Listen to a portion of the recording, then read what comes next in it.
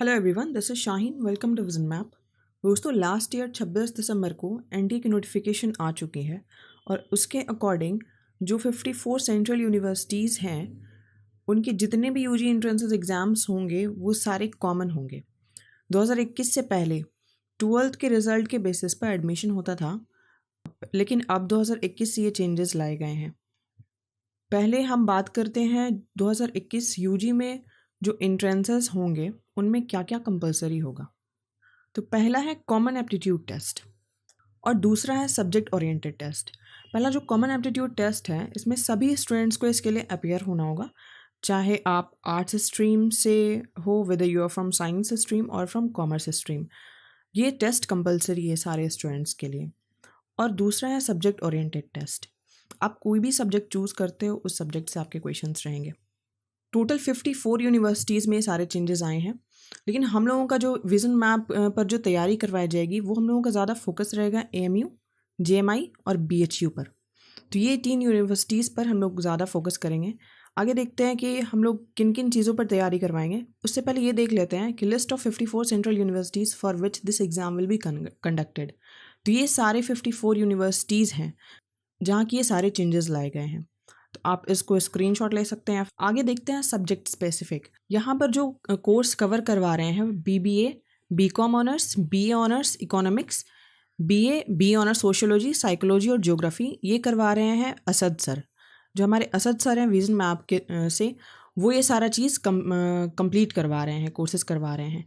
और जो मैं कवर करूँगी वो है BA ऑनर्स पॉलिटिकल साइंस और BA ऑनर्स हिस्ट्री। ये मैं सारा कुछ कवर करवा रही हूँ।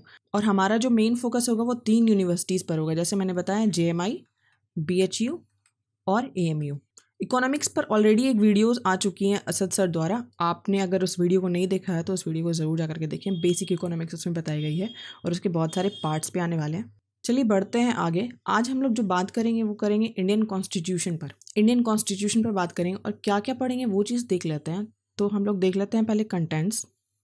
हम लोग देखेंगे इस वीडियो में Indian constitution, constituent assembly, members of the drafting committee और sources of Indian constitution. Indian constitution, भारतीय संविधान। तो बेसिक सी चीज़ देख लेते हैं। जैसे father of the Indian constitution is doctor Bhimrao Ambedkar. तो ये हमारे फादर हैं इंडियन कॉन्स्टिट्यूशन के, डॉक्टर भीमराव अंबेडकर। नेक्स्ट चीज़ है Indian constitution is the longest constituent in the world. पूरे विश्व में भारत का संविधान सबसे लंबा संविधान है। ठीक है, आगे देखिए वो कितना लंबा है, क्या है। द कॉन्स्टिट्यूएंट वॉजंट टाइप्ड और printed, it was handwritten by Prem Bihari Narayan Raizada. जो हमारा इंडियन कॉन्स्टिट्यूशन है, ना तो उसे टाइप किया गया है ना ही प्रिंट किया गया है, उसे लिखा गया है और दोनों भाषाओं में लिखा गया है, हिंदी और इंग्लिश दोनों भाषा में, इंग्लिश और हिंदी दोनों लैंग्वेज में लिखा गया है। किसने लिखा है? प्रेम बिहारी नारायण ने। ये इंपॉर्टेंट हो सकता है, आप इसको याद ज़रूर रखिएगा। और जो ओरिजिनल कॉपी है इंडियन कॉन्स्टिट्यूशन की, उसे रखा गया है पार्लियामेंट में। पार्लियामेंट में रखा गया है एक हीलियम बॉक्स में। नेक्स्ट है the national emblem of India was adopted on 26 जनवरी 1950। ठीक है, नेशनल एम्बलम जो है ये लोकेटेड है यूपी में, सारनाथ म्यूजियम में इसे रखा गया है। ठीक है, इसे भारत गणराज्य का राष्ट्रीय प्रतीक भी कहा जाता है। नेक्स्ट है the constituent of India is a supreme law of India. भारतीय जो संविधान है वो सुप्रीम लॉ है, सर्वोच्च कानून है इंडिया का। नेक्स्ट है Indian constitution was adopted by constituent assembly on 26 नवंबर 1949। 26 नवंबर 1949 को भारत के संविधान सभा ने भारत के संविधान को अपनाया और यह 26 जनवरी 1950 को लागू हुआ था।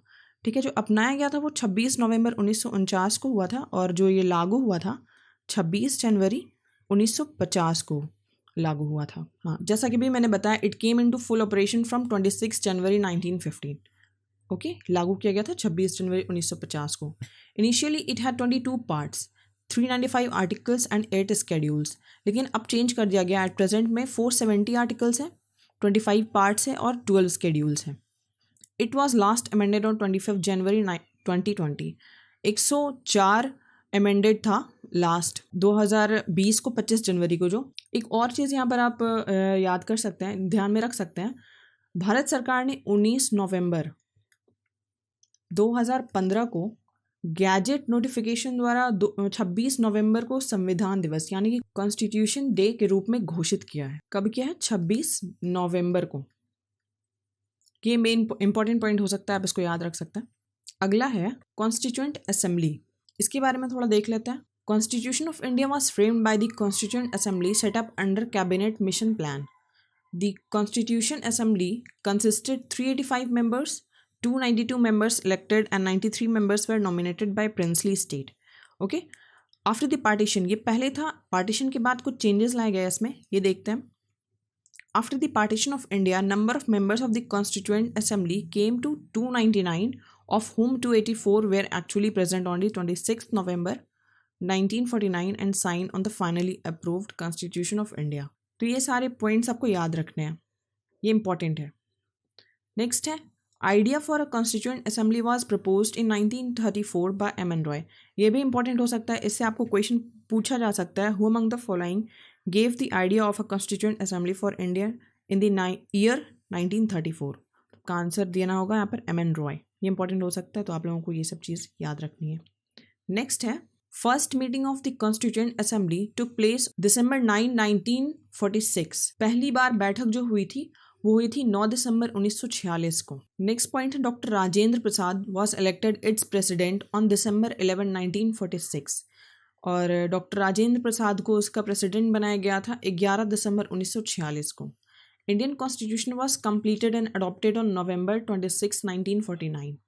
ठीक है, इंडियन कॉन्स्टिट्यूशन जो है वो कंप्लीट हुआ था 26 नवंबर 1949 को। Constitution of India was completed in 2 years, 11 months and 18 days। तो ये सब इंपॉर्टेंट आपको याद रखना है, बेसिक सी चीज़ें आप लोगों को याद रखनी है सारी चीज़ें। Official copy of the Indian constitution was signed by 284 member. ये भी इंपॉर्टेंट पॉइंट है। ऑफिशियल कॉपीज जो थी भारतीय संविधान की, तो उस पर 284 मेंबर्स ने साइन किया था। So far the constitution has been amended 104 times. 2020 जनवरी तक इंडियन कॉन्स्टिट्यूशन में 104 बार चेंजेस लाए गए, अमेंडेड किया गया 104 बार। 7 members of the drafting committee. Drafting committee के 7 मेंबर्स थे। तो ये सारे आप लोगों को एक बार देख लेना है। ये सब उतना डेप्थ में नहीं पढ़े तो ज़्यादा बेहतर होगा, क्योंकि इंट्रेंसेस में इतना डेप्थ में नहीं पूछा जाता है।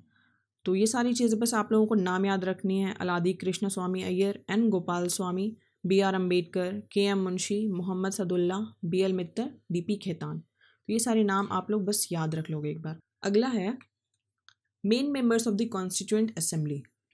ये आपको बिल्कुल याद रखना है, इंपॉर्टेंट चीज़ है ये। कॉन्स्टिट्यूएंट असेंबली के जो मेन मेंबर्स थे, प्रेसिडेंट थे doctor Rajendra Prasad, vice president थे H.C. मुखर्जी, कॉन्स्टिट्यूशनल एडवाइजर थे B.N. रॉ और चेयरमैन ऑफ ड्राफ्टिंग कमेटी थे पंडित जवाहरलाल नेहरू। तो ये सारी चीज़ें आप लोगों को एक बार देख लेनी है। अगला है सोर्सेज ऑफ इंडियन कॉन्स्टिट्यूशन। ये इंपॉर्टेंट बहुत है। यहाँ पर हम लोग देखेंगे कंट्रीज़ और ये बोरोड फीचर, कि किस कंट्री से बोरो किया गया है इंडियन कॉन्स्टिट्यूशन में। जो भी चीज़ें हैं वो सारी चीज़ें किस किस कंट्री से बोरोड की गई है। तो कंकरेंट लिस्ट है। अब कंकरेंट लिस्ट क्या है, ये इसको हम कहते हैं this is also called list third, and it is a list of 52 items, comes under 7 schedules. Okay, it includes the power to be considered by both the union and state government. तो ये सारा लिया गया था Australia से concurrent list। Freedom of trade, commerce and intercourse, ये सारी चीज़ें ली गई थी ऑस्ट्रेलिया से। नेक्स्ट है Soviet union, USSR।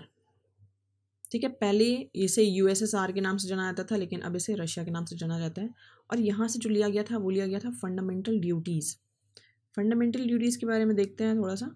Fundamental duties पहले 10 थे, लेकिन 2002 के अमेंडमेंट के बाद, 2002 में जो अमेंडमेंट हुआ था उसके बाद 11 कर दिया गया है। और 2002 में जो अमेंडमेंट हुआ था वो 86th अमेंडमेंट था। कुछ चीज़ें देख लेते हैं, कुछ पॉइंट जो कि इंपॉर्टेंट हो सकता है फंडामेंटल ड्यूटीज़ का, like protect sovereignty and integrity of India. Okay, next होगा respecting national flag and national anthem, to save the public property, to protect and improve the natural environment including forest, lake, rivers etcetera. तो ये सारी चीज़ें हैं। आप वो total 11 जो fundamental duties है आप उसको एक बार ज़रूर देख लीजिएगा। अभी टोटल 11 है 2002 के बाद, पहले था 10। तो लिया गया है रशिया से। नेक्स्ट है यूके से क्या क्या चीज़ लिया गया है, तो parliamentary government, okay, rule of law. आपको सब कुछ उतना डेप्थ में नहीं पढ़ना है, जो पढ़ना है उसे मैं एक्सप्लेन कर दे रही हूँ। Okay, legislative procedure, single citizenship, cabinet system, prerogative rights, bicameralism. ठीक है, तो इसमें ज़्यादा इंपॉर्टेंट हो सकता है आप सिंगल सिटीजनशिप हो गया, प्रीरोगेटिव रिट्स हो गया, बाइकैमरलिज्म हो गया। हम लोग देखते हैं single citizenship. Okay, single citizenship का मतलब क्या होता है? इसका मतलब होता है a person is a citizen of the whole country. Constitution of India gives single citizenship to the people of country.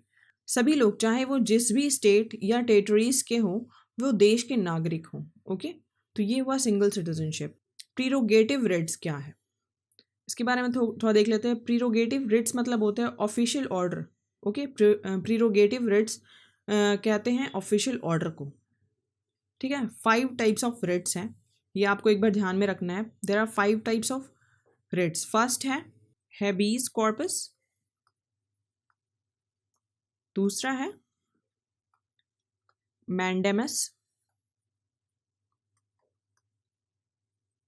तीसरा है सर्टियोररी, चौथा है प्रोहिबिशन, और पांचवा जो है वो है क्यो वारंटो। ठीक है, तो ये 5 टाइप्स हैं रिट्स के, ये आपको ध्यान में रखना है। और बाइकैमरलिज्म जो है, इसके बारे में इतना ध्यान रख लें कि लेजिस्लेटिव बॉडी जिसकी की 2 चैम्बर्स होती हैं। ओके, ये सब आप लोग देख लीजिएगा एक बार। ये सारा कुछ लिया गया है यूके से। नेक्स्ट देखते हैं यूएसए। देखते हैं यूएसए से क्या क्या लिया गया है। Fundamental rights, post of vice president, supreme court president, ये चारों इंपॉर्टेंट है। मैं थोड़ा थोड़ा एक्सप्लेन कर देती हूँ जो भी इंपॉर्टेंट है। फंडामेंटल राइट्स, ओके, ये यानी कि मौलिक अधिकार। There are 6 fundamental rights. अभी जो है वो 6 फंडामेंटल राइट्स हैं। क्या क्या है? राइट टू इक्वालिटी यानी कि समानता का अधिकार। नेक्स्ट है राइट टू फ्रीडम यानी कि स्वतंत्रता का अधिकार। नेक्स्ट है third point right against exploitation, शोषण के खिलाफ अधिकार। नेक्स्ट है point 4 right to freedom of religion, धर्म की स्वतंत्रता का अधिकार। नेक्स्ट पॉइंट है कल्चरल एंड एजुकेशनल राइट्स, सांस्कृतिक और शैक्षिक अधिकार। राइट टू कॉन्स्टिट्यूशनल रेमेडीज, संवैधानिक उपचार का अधिकार। ओके, तो ये सारे 6 फंडामेंटल राइट्स हैं जो कि आप लोगों को याद रखने हैं। तो ये सारी चीज़ें ली गई हैं यूएसए से। ओके, नेक्स्ट है पार्लियामेंट्री सिस्टम, इसे लिया गया है ब्रिटेन से। ओके, तो इसे आप लोग ध्यान में रखिएगा। अगला है इमरजेंसी, ये इंपॉर्टेंट है, इसे लिया गया है जर्मनी से। इमरजेंसी जो पहली बार लागू हुआ था वो हुआ था 25 जून, आप लोग डेट याद रखिएगा, 25 जून 1975 से 21 मार्च 1977 तक इमरजेंसी रहा था इंडिया में। इमरजेंसी प्रोविज़न की हम बात करें तो इंडिया कॉन्स्टिट्यूशन में जो इमरजेंसी प्रोविज़न है उसे जर्मनी के कॉन्स्टिट्यूशन से लिया गया है। ओके, 3 इम्पॉर्टेंट आर्टिकल्स हैं इमरजेंसीज के, वो क्या क्या हम देख लेते हैं। पहला है आर्टिकल 352। आर्टिकल 352 इसमें क्या है? National emergency. दूसरा है आर्टिकल 356, इसमें क्या है? प्रेसिडेंट्स रूल है, प्रेसिडेंट्स रूल। और तीसरा क्या है? वो है आर्टिकल 360, इसमें है फाइनेंशियल इमरजेंसी। ठीक है, ये सारा चीज़ इंपॉर्टेंट और बेसिक सी चीज़ें आप लोगों को बिल्कुल याद रखनी है। नेक्स्ट है आयरलैंड। आयरलैंड से लिया गया है डायरेक्टिव प्रिंसिपल। साउथ अफ्रीका से लिया गया है कॉन्स्टिट्यूशनल अमेंडमेंट्स। और कनाडा से लिया गया है फेडरलिज्म। फेडरलिज्म इंडिया में कनाडा से लिया गया है। ओके, तो गाइस हम लोगों का जो पूरा फोकस है वो जामिया एंट्रेंस, BHU एंट्रेंस और AMU एंट्रेंस पर है।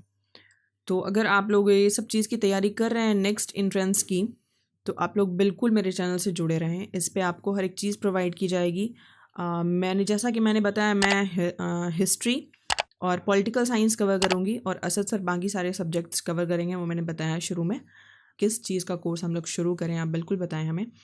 गाइस, हम लोग एंट्रेंस बेसिस पर ये सारी तैयारी करवा रहे हैं दोस्तों। इस वीडियो के और भी पार्ट्स आने वाले हैं, तब तक के लिए आप मेरे चैनल को ज़रूर सब्सक्राइब करें। मिलते हैं नेक्स्ट वीडियो में, तब तक के लिए बाय, थैंक यू।